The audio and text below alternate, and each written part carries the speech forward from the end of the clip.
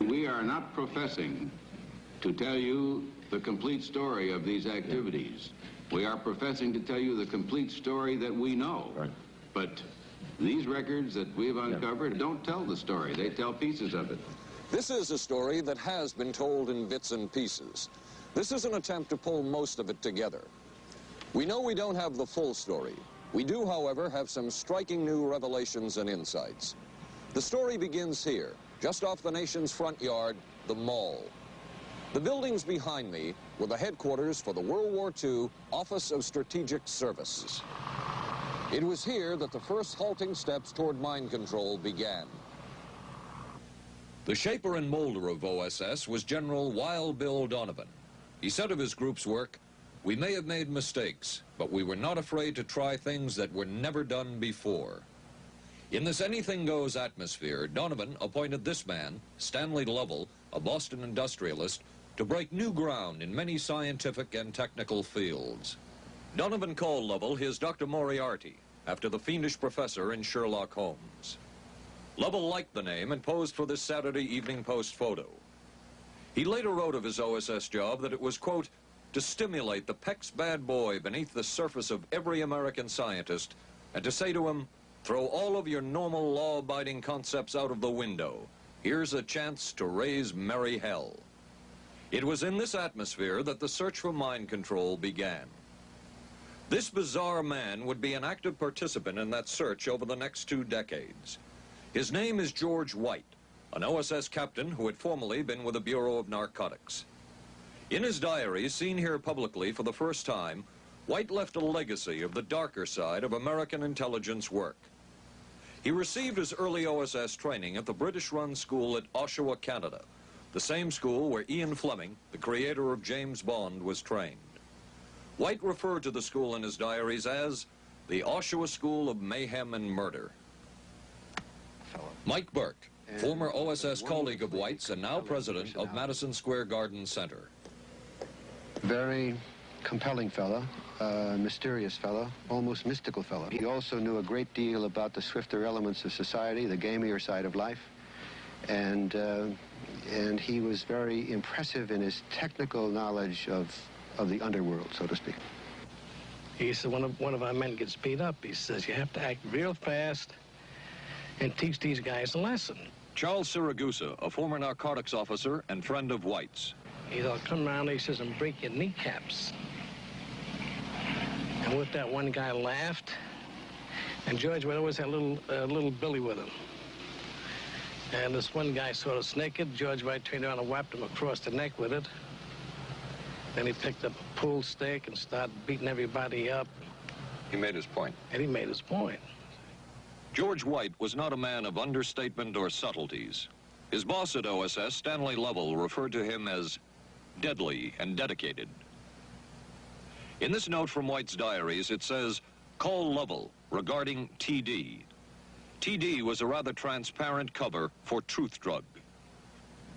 George White worked with the Truth Drug Committee here at St. Elizabeth's Hospital in the nation's capital. They experimented with mescaline, scopolamine, and marijuana on unwitting victims. The committee soon learned there was no easy panacea, no truth drug at this stage.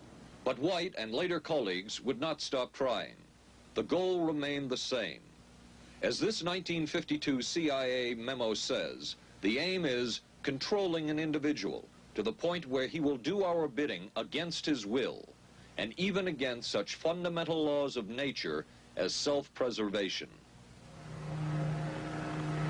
But it was a discovery here in Basel, Switzerland, at Sandoz Laboratories by Dr. Albert Hoffman that led the intelligence agencies of America to believe that they had found the panacea.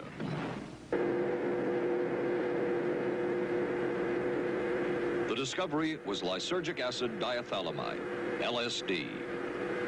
The film that you see is considered by many experts to be the closest illustration of the effects of a hallucinogenic.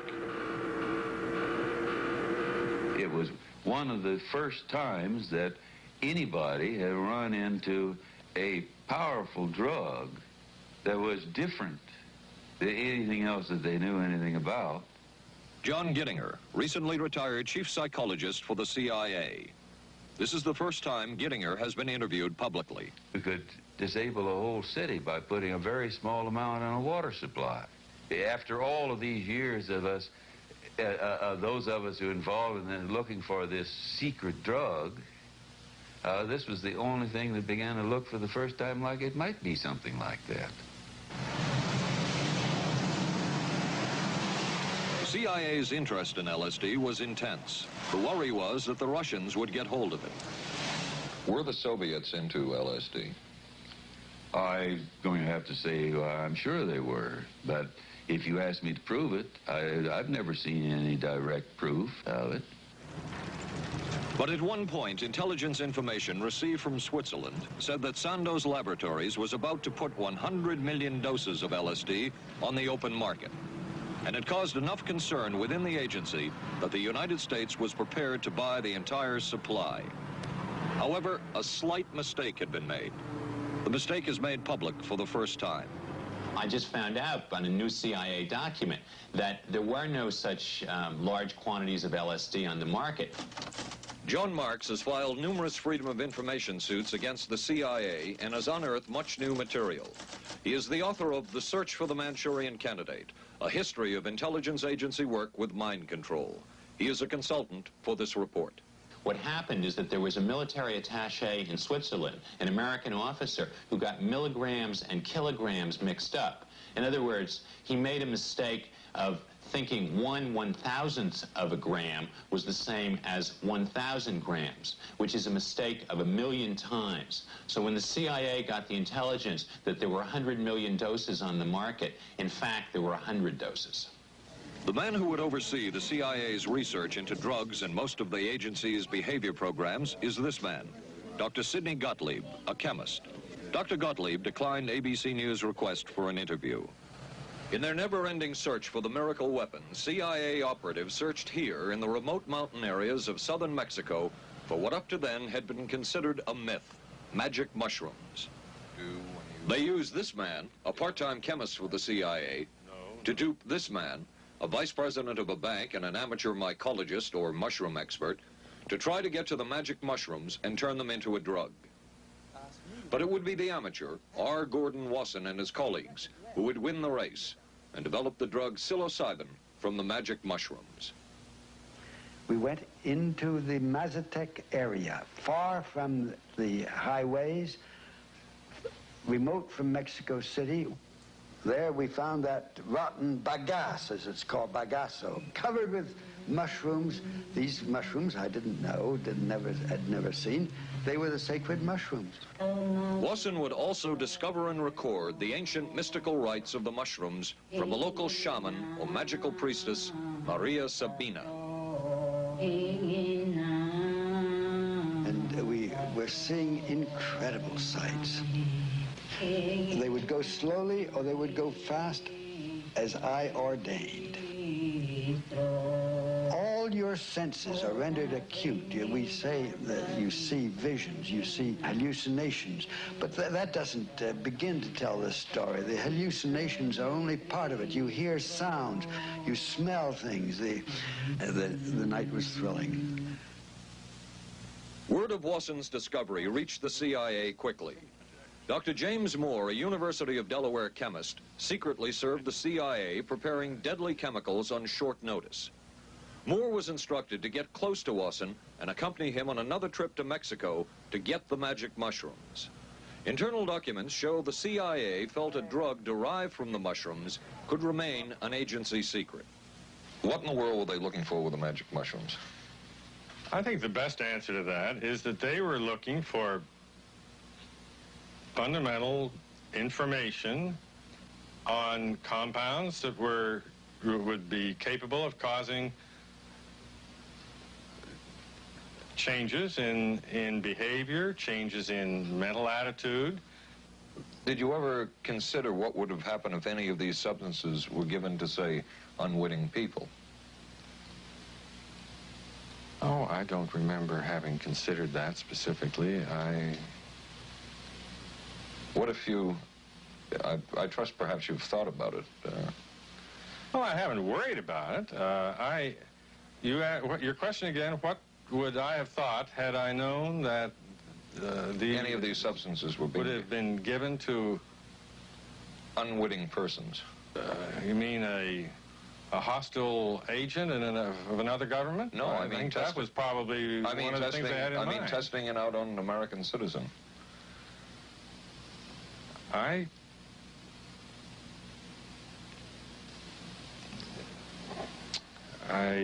guess I must seem very, very cold-blooded about this, but I don't recall ever having been very much preoccupied with that issue. But many drugs were tested in this way. A decision was made at the highest levels of the CIA to do testing on unwitting Americans. As one CIA document says, such testing would be operationally realistic. A former CIA official who worked on these programs describes for the first time how the decision was made. He did not wish to be filmed or recorded. Thus his remarks are read by someone else. I think every last one of us felt sorry to attempt this kind of thing. We knew we were crossing the line. Every decent kid knows he shouldn't steal, but he does it sometimes. We knew damn well we didn't want anyone else to know what we were doing. The decision was made to do testing on unwitting victims. It was decided they should be on the fringes of society because they were most vulnerable. It was the borderline underworld, prostitutes, drug addicts, and other small-timers who would be powerless to seek any kind of revenge in case they found out. And as their predecessors had a decade earlier, the CIA turned to George White for help. White was now a high-ranking narcotics official, and by this time, the stories about George White were legendary. So the waiter says, "You may help you, monsieur?" And George White was busy talking with me. I paid no attention to the waiter, so the waiter tapped him on the shoulder, says, "May I help you, monsieur?" George White turned around, whipped his gun out, and stuck it in the guy's face like this in this crowded restaurant. George White did not mind bending the law, and he knew the street well. He was the ideal choice for what the CIA had in mind. White set up so-called safe houses for the CIA in New York, here in Greenwich Village, and later in San Francisco, in this hotel, and in an apartment atop Telegraph Hill with a commanding view of San Francisco Bay. While the existence of these safe houses was disclosed last year, details of what took place within them has not been told. A former CIA official who worked in the safe houses reveals that they were used not only for drug testing, but to study sexual behavior and how it could be used to manipulate people. We did quite a study of prostitutes and their behavior. How do you take a woman who is willing to use her body to get money out of a guy to get him to talk about things which are much more important, like state secrets? We learned a lot about human nature in the bedroom. We started to pick up knowledge that could be used in operations. There would be victims in all of this, but as the agency knew, they couldn't fight back. As one agency memo says, we have no answer to the moral question. The safe houses were not the only testing grounds. Millions of dollars would be spent on LSD research at universities throughout the country. And word would begin to spread on campus about this so-called mind-blowing drug. And suddenly, there was the counterculture of the 60s. I give the CIA a total credit for sponsoring and initiating the entire consciousness movement, counterculture events of the 1960s. Dr. Timothy Leary, the 1960s Johnny Appleseed of LSD. The CIA funded and supported and encouraged hundreds of young psychiatrists to experiment with this drug. The fallout from that was that the young psychologists began taking it themselves, discovering that it was an intelligence-enhancing, consciousness-raising experience. I know that some of the studies in which the CIA had supported used as subjects people who later became strong proselytizers of LSD. So in that sense, yes, I think it did sustain the perpetuation of the use of the drug. And it's rather ironic, isn't it? The counter case that I would make in relationship to that is to remember that the people who were doing the research were people who would be doing the research regardless of who was the sponsor. I don't think anybody working in that time in the remotest ever thought that it would blow up into the kind of thing that it did.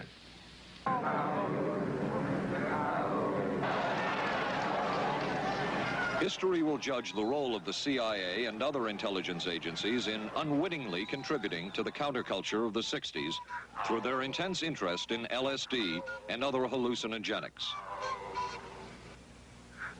But for the moment at least, the argument can be made that the CIA helped usher in the age of Aquarius.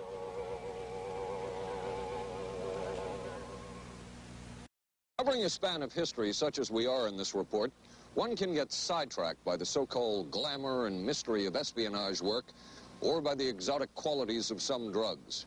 But what you can't lose sight of is what all of this would mean in terms of individual human beings. There would be deaths, there would be long-lasting and harmful effects.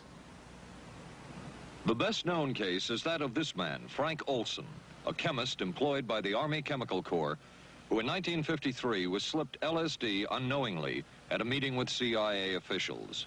Shortly after that, Olsen went into severe depression. He ended his life at this New York hotel by diving through a shaded closed window in his 10th floor room. Frank Olsen was the first known fatality in the CIA's LSD program. Olsen left behind a widow, Alice, and 3 children, but it would be years before they learned the real story of his death. Shortly after his suicide, Alice Olsen was visited by Dr. Sidney Gottlieb, the man who had administered the drug, and by Robert Lashbrook, his deputy, who was the last person with Frank Olsen the night of his death. It was probably to check me out and see whether I was handling myself and handling the situation, whether I was hysterical. And I'm sure they left the house feeling ever so much better because I had been gracious and hospitable to them, so that I must have played right into their hand and made them feel fine. 23 years later, how did you feel about that meeting? My anger was unbelievable at how I had been duped for this length of time, and the anguish which was unnecessary. Anyone who knew during all of those years never told Alice Olsen the real story of her husband's death. She would discover it by accident more than 2 decades later. In essence, it was a 22-year-long cover-up. Lyman Kirkpatrick was Inspector General of the CIA at the time of Frank Olsen's death. But had not the Olsen case occurred within the secret confines of the CIA, would not this case have been a prosecutable case? Perhaps manslaughter? I would think very definitely prosecutable, and certainly from the point of view of of Mr. Olsen, why it should probably have been actionable. Frank Olsen's suicide slowed down the CIA's testing of LSD and other drugs, but only momentarily. The CIA was not the only government agency interested in the possibilities LSD and other drugs presented for mind control. The Army Chemical Corps first started working with the CIA and then branched off on its own. It too tested drugs on unwitting victims, and a death would result. The case of this man, Harold Blower, a tennis pro, seen here with his daughter Elizabeth, is well known. In 1953, Blower was a private patient at the New York State Psychiatric Institute. He was given 5 injections of a mescaline derivative that was being tested secretly for the Army Chemical Corps. With the 5th injection, Harold Blower died. As with the Olsen case, a 22-year cover-up followed, until finally the Army admitted the real details of Blower's death. Since the initial news stories of Harold Blower's death, close to 5,000 documents, previously classified, have been released by the Army and obtained by ABC News. They provide valuable insight into Army activities at the time of Blower's death and where the Army went from there with their own drug testing program. From a previously classified deposition of Dr. James Cattell, who administered the mescaline derivative, on the purpose of the drug testing, to produce symptoms similar to those that you see in schizophrenia, on how much the patient knew about all this. We didn't delineate all the possibilities of what might happen because then you contaminate your experiment. Cattell then relates that he never even knew what drug he had given Harold Blauer because of the secrecy of the Army experiments. We didn't know whether it was dog piss. This was secret. This was a secret. We weren't in on it. We asked Blauer's daughter Elizabeth for her reaction. What? How can anybody react to that? I mean, that is so far from what you'd expect from a human being, never mind a doctor, never mind a professional specialist who's supposed to care about people's minds. It's unbelievable. A suit filed by Elizabeth Barrett against the Army Chemical Corps is now pending in federal court. Other Army experiments continued on mental patients around the country. Work done at the Tulane Medical Center in New Orleans involved several drugs, hallucinogenics, and electrodes implanted in the brain. The chief researcher was Dr. Russell Monroe, now head of the psychiatry department at the University of Maryland.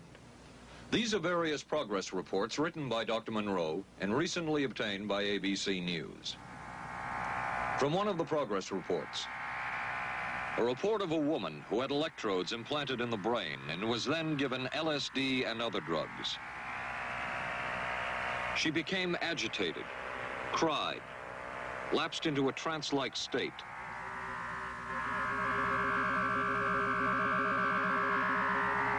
Felt as if she were about to have a convulsion, experienced waves of darkness and light, had bizarre sensations in her neck and legs, said somebody was trying to manipulate her body. At this point, Dr. Monroe wrote that the woman was obviously having paranoid ideas.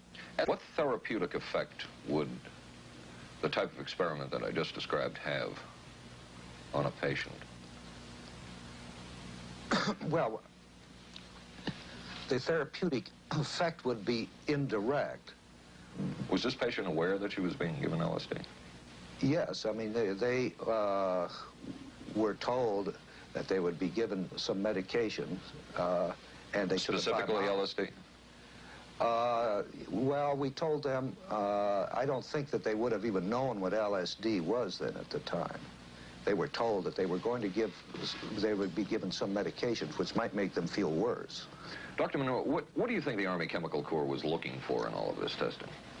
They were looking for an incapacitating agent, an agent that would not harm the person permanently, but would incapacitate them temporarily. That seemed like a humanistic way to wage a war, if war is necessary. When James Thornwell was given LSD by Army intelligence in 1961, this time it was no experiment. This time, the express purpose was to peel back Thornwell's brain to bear any secret within it. This time, the Army had gone operational.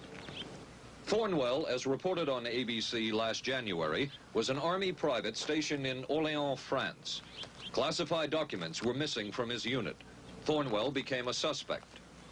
His 2.5-month interrogation included administration of sodium pentothal, hypnosis, isolation, and deprivation of sleep. Army documents obtained by ABC News refer to this interrogation as conventional. Despite the severe questioning, Army intelligence was getting nowhere with Thornwell, and it was decided to slip him LSD. For 16 years, Thornwell never knew what had hit him. Tell me about the acid. I'd rather not. It's a bad trip. It's a bad trip. That was a bad trip.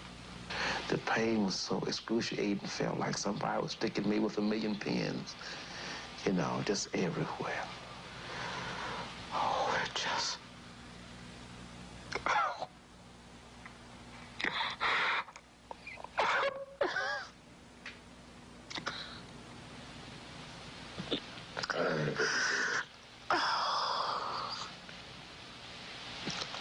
You want to stop for me?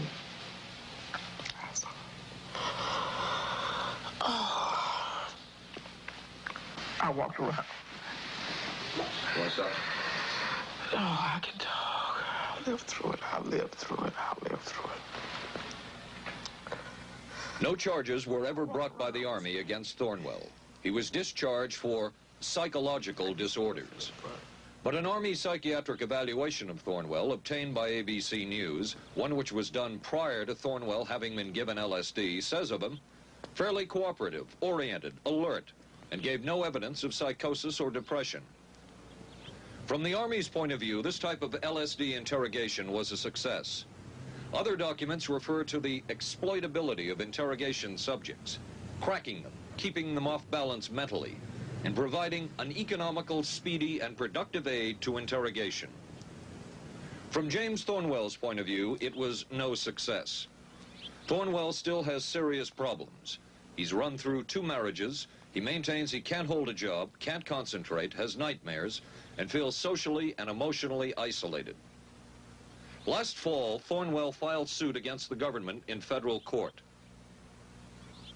In a moment, we will examine the closest experimentation to brainwashing that we have uncovered.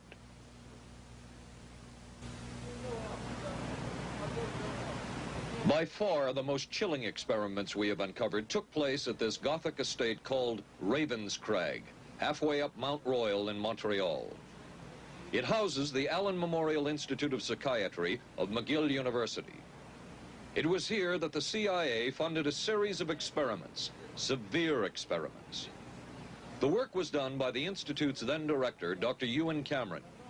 It is the closest experimentation to brainwashing yet disclosed. His work, unprecedented in psychiatry, consisted of 3 areas which he called sleep therapy, psychic driving, and the ultimate depatterning. Dr. Maurice Dongier, current head of the Allen Memorial Institute.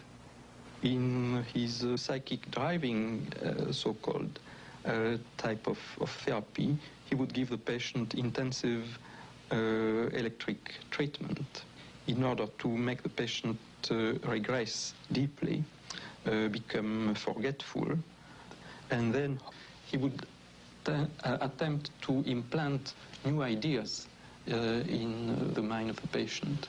Now, to a layman, it would appear that Dr. Cameron was trying to take the slate and wipe it clean, the slate being the mind. In other words, brainwashing. Exactly, that's a very good comparison. Brainwashing. Yes, to that.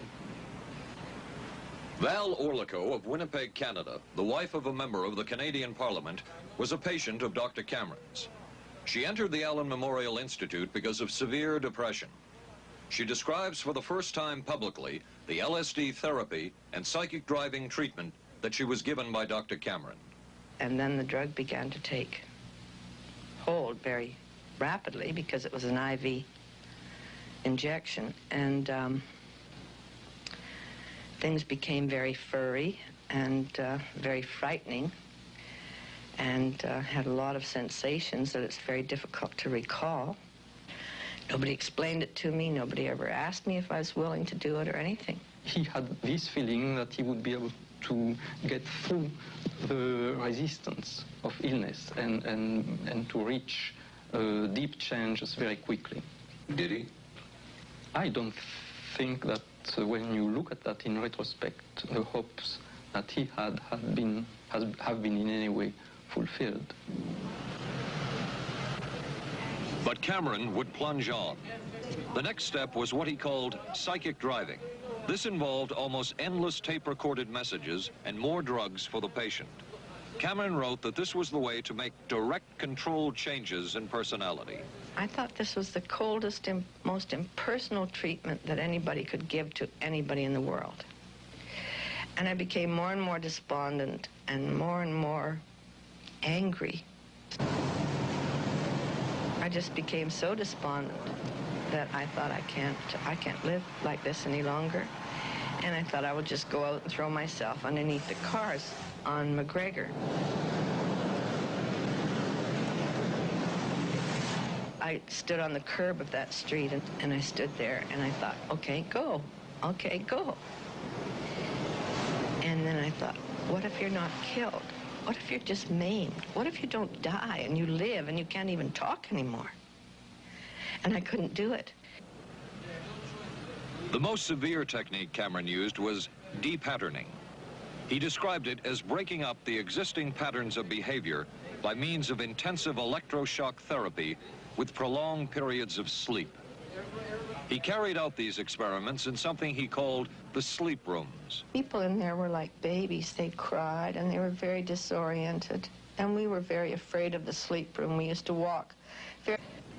Cameron used this combined sleep electroshock treatment on patients as long as 30 days. One patient he kept asleep for 65 days. Cameron retired, and his successor, Dr. Robert Cleghorn, ordered a follow-up study on the patients treated with Cameron's depatterning method. Showed that it was no more beneficial in its result than the use of more conservative methods. But the follow-up study showed that 60% of those who had been depatterned still had amnesia for periods of anywhere from 6 months to 10 years. That's quite a memory loss, isn't it? That is a memory loss. Indeed it is. It's I think, more than desirable. In retrospect, does Dr. Cameron's experimentation and his treatment appear harsh? I would say yes. I mean, this forceful type of approach that I was describing to you is definitely, it can be said that it's harsh. I wouldn't call it harsh. I would say it was harder on the staff than it was on the patients, because these people had to be fed, and they had to be cared for, and they had to be given sufficient fluid and food and toileted and so on and so forth. It was a very difficult thing for the staff to follow these patients properly and see that they did well. Well, I'm glad he was concerned for the staff. But damn it all, I wouldn't. I could have maybe had a different kind of life. And that makes me angry and sad, and I don't know how to explain how I feel, really. How did you feel when you learned that Dr. Cameron's experimentation was financed by the CIA? Well, I thought, oh, I can't even use the word that I thought, because I thought, that bastard. And he was too smart. He knew who he was working for. And, excuse me, but I just, I just can't, sometimes I can't believe it, and yet I know it's true. If you had the opportunity to say something to the people at the Central Intelligence Agency who financed this study, what would you say? I realize the CIA is a very important organization, and they have a very important job to do. But God, it surely doesn't have to be done on people who are totally incapable of knowing what's happening or having any defense against it. And I can't imagine the mentality of people who would do this. I just can't. As for Dr. Cameron, he died in 1966 while mountain climbing. A colleague wrote of Cameron, "For him, the ends justified the means. And when one is dealing with the waste of human potential, it is easy to adopt this stance." Dr. Cameron seemed ideally suited for what the CIA had in mind. It was the Cold War, and especially the trial of Joseph Cardinal Mindszenty, who was forced to testify in a Hungarian court that he was a spy. And then later, the Korean War, with the coerced and mainly fraudulent confessions of American servicemen. My information took place on the... That would spark intense interest in intelligence circles about brainwashing. The CIA secretly commissioned a study of communist brainwashing methods at the Cornell University Medical Center. A leader of that study was Dr. Lawrence Hinkle. He explains first the Russian method of controlling and breaking a person. Absolutely isolated from everyone else, with one man whose job it is to get you to write the extent to which you are a criminal. In this setting, you can get people to do most anything, do you see? Because you don't have to lay a hand on them. And by the time you get through and you go up before the judge, the fellow says, "Were you a spy?" He says, "Yes, I was a spy." The Chinese never really had this kind of a state police system. They would get him in, and all this fellow does is ask you to write, rewrite, and talk to him about your whole life. Graduated from pilot training in 1949. While the purpose of the study was to find out about communist brainwashing techniques, CIA documents show that the agency was interested in developing mind control methods of its own to precondition and control Chinese living in this country to be sent back to their homeland as CIA agents. What do you think they were looking for? Well, I think they weren't looking for agents or anything like that. Yet the agency's perception of the work you were doing, in CIA documents we have examined, it says that the project that was being done here, they intended to use everything learned about the new agents to induce them to, quote, to perform acts of a complex, purposeful nature. Yeah, but that was never done. The effects of which may be out of keeping with the individual's previous behavior. That sort of thing was never done. Those people were not, that was, when they first came here, the first people they sent up to see us, you see, were operational type people from the CIA with some rather wild ideas. Okay, this is their perception of it, if I could just continue. No, it wasn't their perception of it either. The situation was, you see, those things were never done because of wise people on both sides. We not able to do this nor interested in it. They were, though. Some of the low-level people were, but the high-level people were not, to tell you the truth.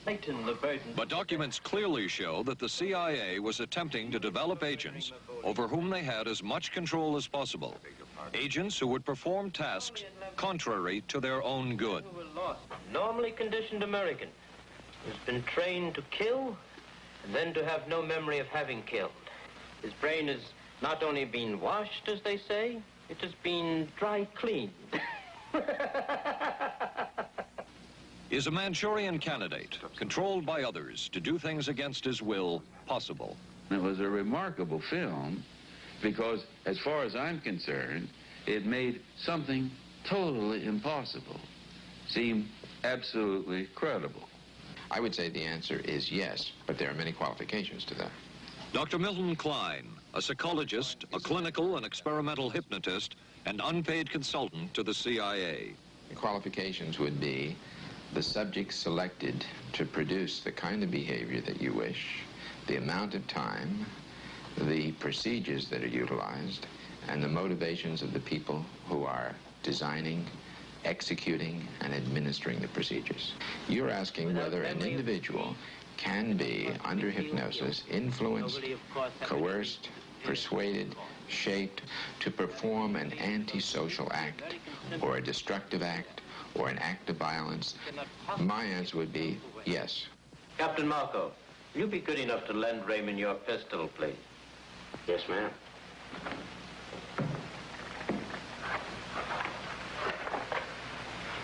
Thanks, Ben. Sure, kid. Shoot Bobby Raymond. Through the forehead. Yes, ma'am.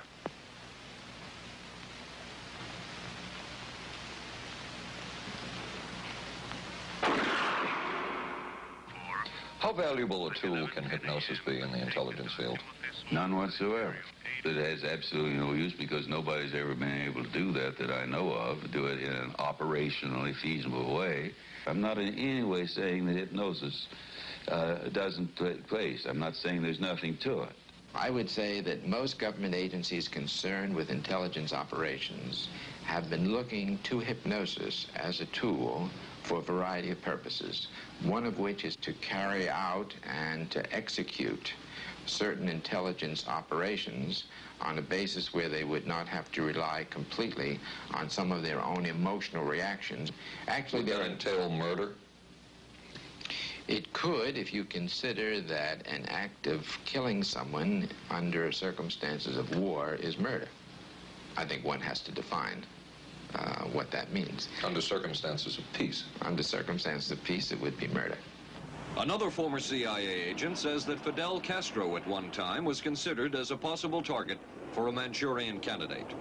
Castro was naturally our discussion point. Could you get somebody gung-ho enough that they would go in and get him? But if you have 100% control of a guy, you have 100% dependency.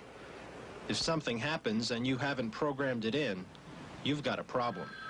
So in the end, it was decided that a Manchurian candidate was not feasible. But the search for mind control continued.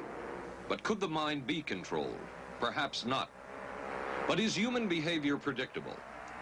In this area, the CIA did make a significant breakthrough. A personality assessment system designed by the agency's chief psychologist, John Gittinger.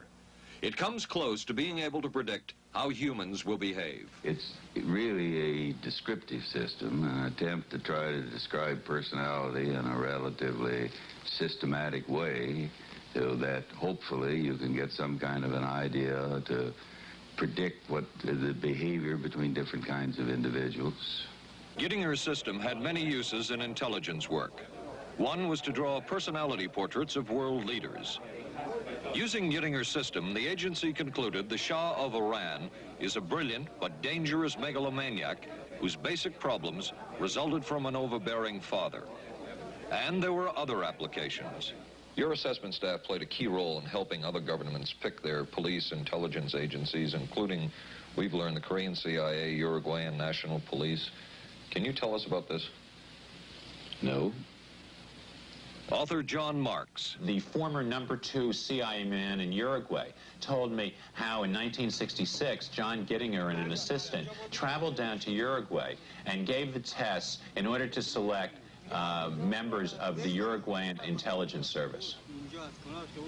A psychologist who used to work for the CIA told me in 1961 he personally traveled to South Korea as part of an American CIA effort to set up the Korean CIA and to give the personality tests to candidates for the Korean CIA to choose the best man for their secret police. But one of the basic functions of Gittinger's system was finding the vulnerabilities of an agent, a double agent, or a potential agent. In its applicability to intelligence work, isn't the PAS system looking for a person's soft spot? Well, of course, the answer to that is yes, but I hasten to say soft spot. This is what I consider a negative word. Of the hundreds of behavioral projects undertaken by the CIA, Gittinger's appears to have been one of the more successful and more conventional. Other experiments were not as conventional. Neurophysicist Dr. Jose Delgado was financed by the Office of Naval Research. In this experiment, the bull is sedated.